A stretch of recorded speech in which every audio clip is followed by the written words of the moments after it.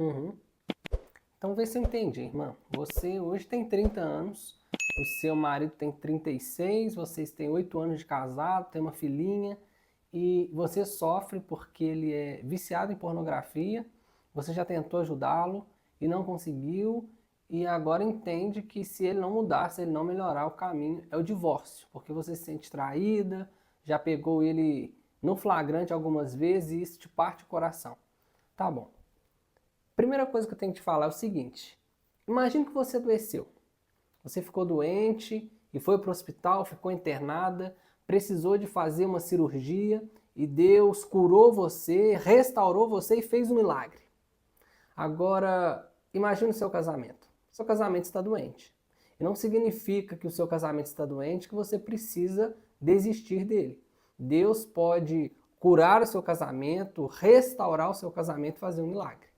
Há uma grande diferença entre o pode sim e o pode não. Você pode sim divorciar, mas pode não divorciar. A palavra de Deus, ela mostra em Gênesis capítulo 2, verso 18, o que Deus diz que é o seguinte: não é bom que o homem fique só. Far-lhe-ei uma ajudadora que lhe seja idônea. Portanto, o casamento é fruto do coração amoroso de Deus. Lá em Mateus capítulo 19, Jesus discutindo com os doutores da lei, os fariseus, eles perguntam, é lícito divorciar por qualquer motivo? Jesus responde, eles falam assim, porque Moisés mandou dar carta de divórcio. E Jesus rebate essa afirmativa dizendo o seguinte, Moisés permitiu dar carta de divórcio por causa da dureza do vosso coração. Se por um lado o casamento é fruto do coração amoroso de Deus, por outro lado, o divórcio é fruto do coração endurecido do homem. Essa não é a vontade de Deus. Tem um salmo que eu gosto, é o Salmo 126. Você vai lembrar dele, que diz assim, quando o Senhor restaurou a sorte de Sião, ficamos como quem sonha. Então nossa boca se encheu de riso, nossa língua de júbilo, e entre as nações se diziam, grandes coisas fez o Senhor por eles. Com efeito, grandes coisas fez o Senhor por nós, por isso estamos alegres. Restaura, Senhor, a nossa sorte como as torrentes do Neguebe. Aqueles que semeiam com lágrimas, com júbilo ceifarão. Aqueles que saem andando e chorando enquanto semeiam, voltarão com júbilo, trazendo seus feixes. Esse salmo, o salmista fala em 3 tempos. Primeiro ele fala sobre o passado, quando o Senhor restaurou a sorte de Sião. O que Deus fez. No versículo 4, ele diz o que Deus faz, restaura, Senhor, a nossa sorte. E no verso 5 e 6 ele fala do que Deus fará no futuro, que aqueles que semeiam com lágrimas, no futuro, com júbilo ceifarão.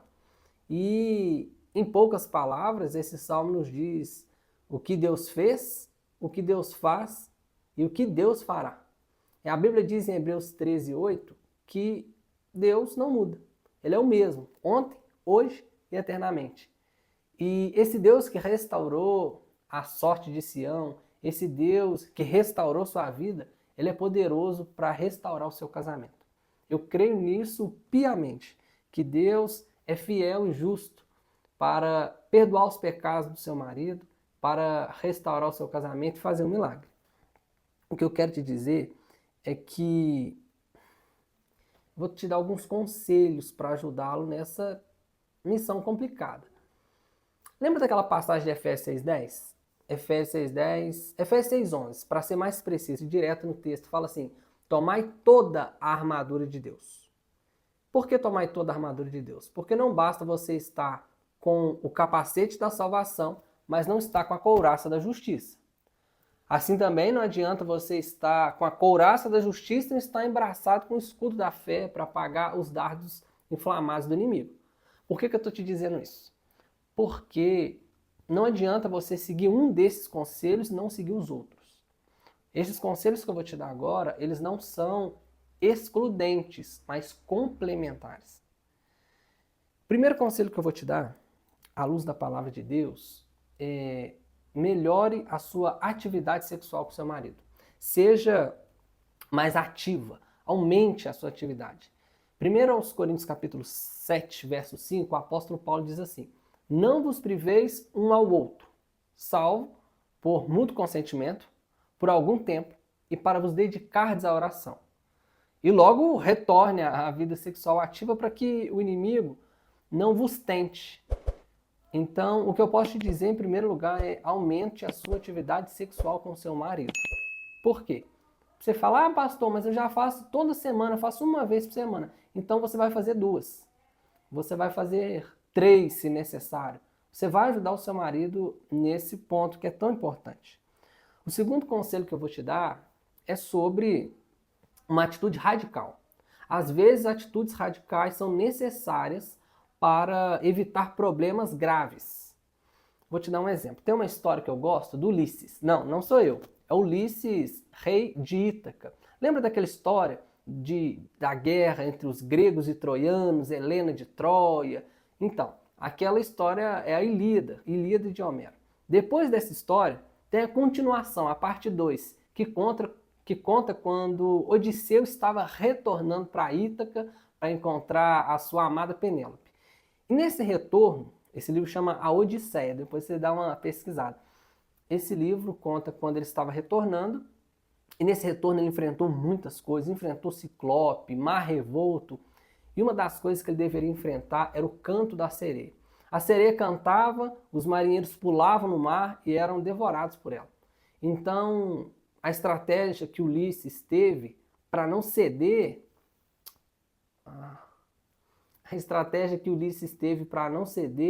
foi se amarrar no mastro da bandeira. Ele pediu para que amarrassem ele, então ele ficou todo amarrado, as sereias cantaram e ele não foi lá. O que eu quero dizer é o seguinte, uma atitude radical.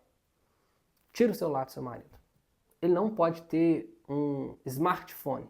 Ele não pode ter acesso à internet, pelo menos por um período, até ele conseguir se libertar desse vício. Ele vai precisar de um celular que só liga e faz ligação e recebe chamadas.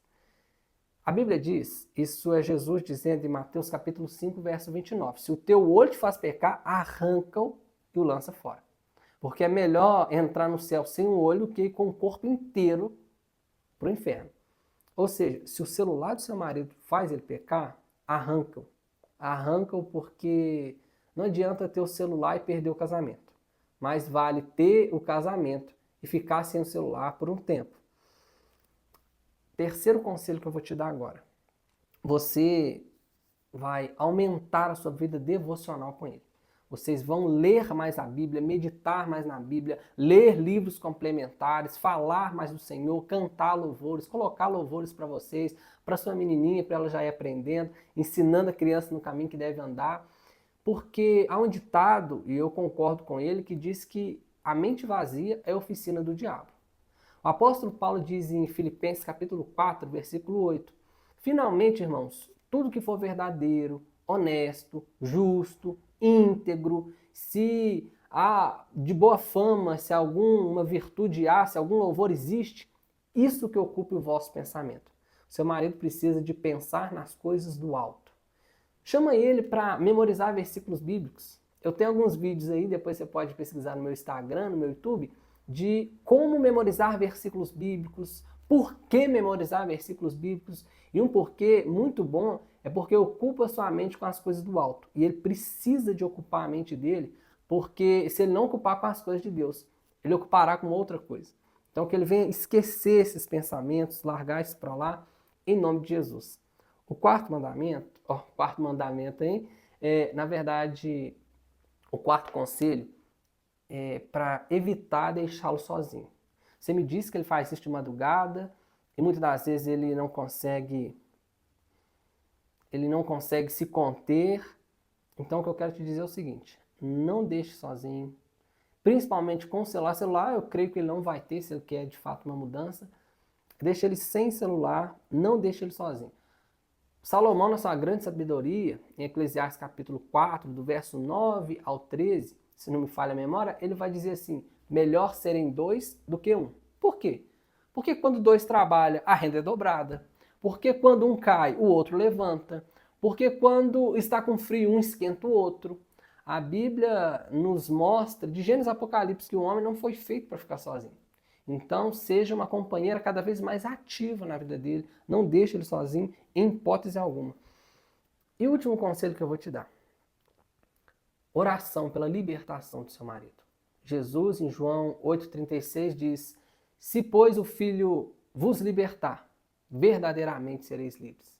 Segundo aos Coríntios 3,17, Paulo diz, ora, o Senhor é Espírito, e onde está o Espírito do Senhor, aí a liberdade, aí a libertação. Então eu quero te convidar a orar pela vida dele, orar para que o Senhor liberte o seu marido. Sabe, tem uma passagem, só para me concluir, de João capítulo 2, o primeiro milagre de Jesus. O primeiro milagre de Jesus foi num casamento.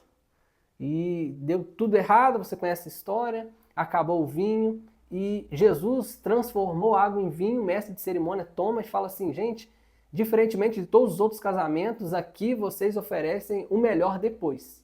E isso que eu quero te dizer, minha irmã, talvez o melhor de Deus para o seu casamento ainda está por vir. Não desista, não pare de lutar, porque Deus te dará a vitória. Jesus disse, pedi e dar-se-vos-á, buscai e acharei, batei e abrir-se-lhe-á. Porque todo que pede, recebe, o que busca, encontra, o que bate, abrir-se-lhe-á. Então vamos pedir ao Senhor. Às vezes não temos porque não pedimos. Vamos, com todos esses conselhos em prática, pedir ao Senhor em oração para libertar o seu marido da pornografia, em nome de Jesus. Feche seus olhos.